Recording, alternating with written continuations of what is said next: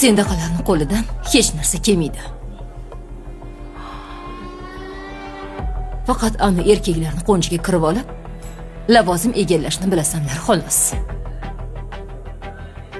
Xonimcha? Choy tashishdan zerikdingmi? Opa. Endi tushundim. O'rningizga o'tirganim sizga alam qilyapti.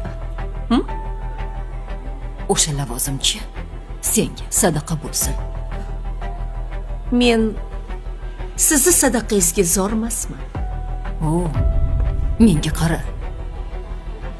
Sendaqalarchi hamma yo'qni bulg'aysanlar. Hayf senga ayol degan nom. Yoshingizni hurmatini qilyapman. Haddingizdan oshmang. Siz bu yerdan ketgingiz kelyapti, menimcha.